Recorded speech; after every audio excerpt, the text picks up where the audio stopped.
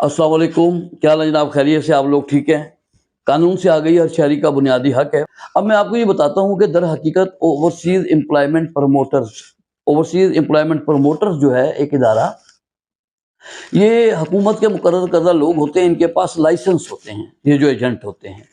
और ये जो है अपने उस लाइसेंस के ज़रिए से, मतलब इनके पास चूँकि लाइसेंस होता है तो ये गैर मुल्क के अंदर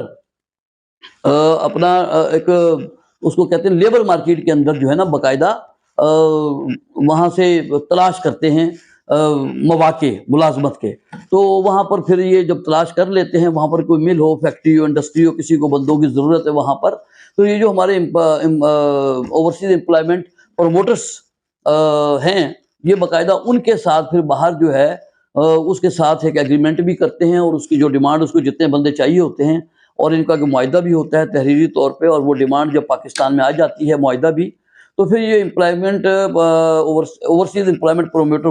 ब्यूरो वाले जो हैं, ये बाकायदा फिर इस डिमांड को लेकर जो है ये जाते हैं FIA का इदारा है, प्रोटेक्टर ऑफ इमिग्रेंट्स, उनके पास, और जाकर उनको बताते हैं कि जी हमारे पास ये डिमांड है और ये हमारा एक एग्रीमेंट है, तो हमने बंदे बाहर भिजवाने हैं, तो हमें इजाज़त दी जाए। तो प्रोटेक्टर ऑफ इमिग्रेंट्स का जो इदारा है वो बाकायदा इस चीज़ की छानबीन करता है, इनके एग्रीमेंट की और उस डिमांड की जो बाहर मुल्क से इनको आई हुई है कि इन्होंने बंदों को भेजना है। जिस टाइम प्रोटेक्टर ऑफ इमिग्रेंट्स ये यकीन उनको हो जाता है कि ये बिल्कुल दुरुस्त है, डिमांड भी ठीक है, इनका एग्रीमेंट भी ठीक है, और ये मतलब बाहर बंदे भेज सकते हैं, और इनके पास चूँकि सारी चीज़ें जेन्युइन हैं, उसके बाद वो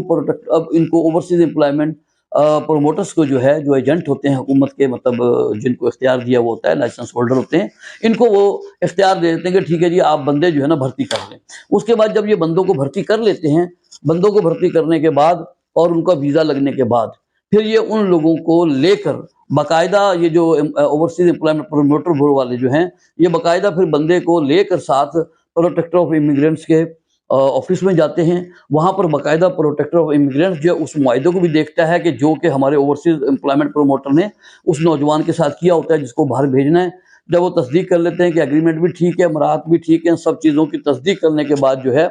वो फिर बंदा जो है बहरहाल एक ज़ाब्ते के बाद जो है वो आदमी इस मुल्क से रवाना हो जाता है। और जब आप इस तरह कानूनी तरीके से जाते हैं, वहाँ पर फिर अगर कोई आपके साथ ज्यादती करता है, आपके साथ वो एग्रीमेंट जो आपके साथ हुआ है उसकी शराइत की खिलाफ वर्जी करता है, तो आपकी वो जो भी दरख्वास्त जब इधर आएगी पाकिस्तान के अंदर कि अगर आपके साथ वहाँ कोई ज्यादती हुई है, तो बाकायदा